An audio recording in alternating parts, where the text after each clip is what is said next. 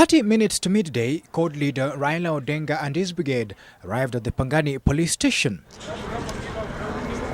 If they had expected the warm reception to last, it didn't.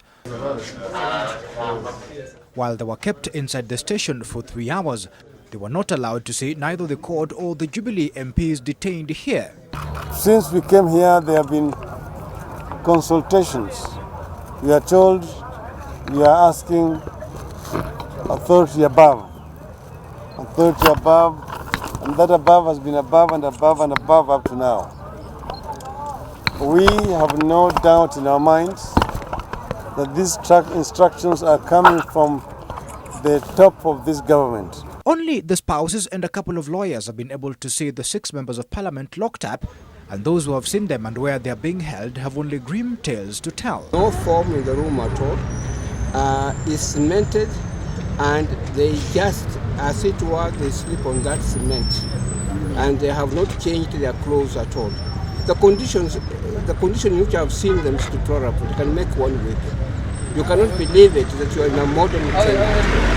What has left the family and friends of the detained leaders dumbfounded, however, is the denial of visits by anyone else other than the spouses and the refusal by the police to allow the remanded to get food and a change of clothes from outside, given that the accused have not even taken pleas. These people are being held purely for purposes of humiliation and passing a certain message to the country that we are back to those old days of political dictatorship.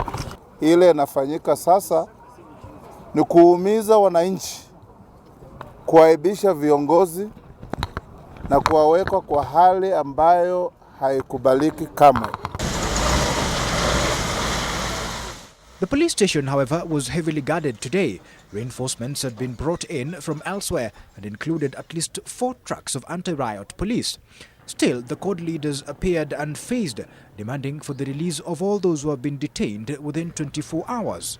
But here we are talking on behalf of the 6 of them, that their basic rights are violated and they should be released forthwith. Today, there has been a heavier contingent of police officers who have followed the CORD leaders in both the police stations, having failed to see the male politicians who are being held at the Pangani police stations.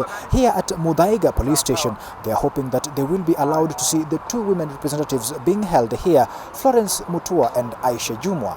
Here, however, they were allowed to see the 2. It has been a different story for the women. They have been allowed to see most of their visitors, unlike their male counterparts. And now CORD says the government has flouted the rights of the detained leaders.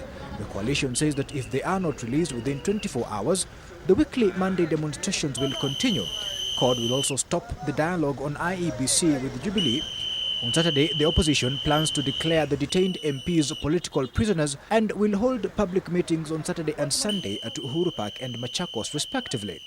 Meanwhile, today, High Court Judge Joseph Onguto ruled that the charges facing the 8 MPs were very serious. The lawyers complained that the conditions the MPs have been held in were dire and that they were being denied some rights.